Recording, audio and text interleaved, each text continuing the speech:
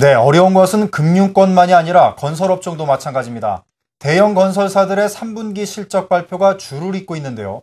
매출액은 늘었지만 실질적인 수익성은 떨어져서 실속을 차리지 못했다는 분석이 힘을 얻고 있습니다. 네, 다만 4분기에는 해외 수주 물량을 통해 실적 개선에 기대를 거는 모습입니다. 엄보람 기자가 보도합니다.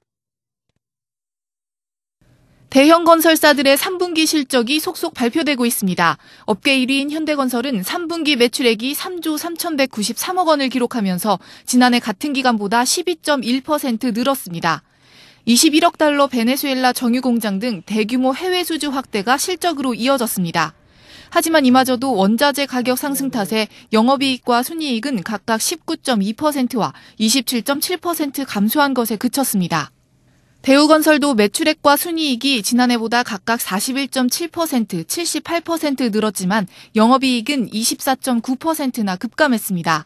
대우건설은 4분기에 5억 달러 규모 사우디 지잔 정유 프로젝트 등 수주가 유력한 대형 프로젝트가 많아 3분기 부진을 털어낸다는 계획입니다. 해외 비중이 높은 삼성 엔지니어링은 3분기 매출액이 지난해 같은 기간보다 28.6% 늘었지만 영업이익과 순이익은 각각 14.9%와 5%씩 감소했습니다. 대형 건설사들 공통적으로 지난해 무리하게 해외 수주를 따온 사업장의 원가율이 수익성의 발목을 잡았습니다. 여기에 대규모 인력 확충으로 인건비가 증가하면서 영업이익률의 경우 소폭 안 좋은 그림을 보였습니다. 전문가들은 이익률 부분에서 수치상의 감소는 있었지만 3분기가 지나면 수익성이 다소 나아질 것으로 전망했습니다. 4분기 실적 같은 경우에는 기저효과 때문에 전년 동기 대비해서는 소폭 개선되는 그림이 될 수 있다고 보고 있습니다. 우선 매출액 같은 경우에는 전년 동기 대비해서 15% 정도 증가하는 견조한 성장세가 지속될 수 있을 것으로 보이고 있고요.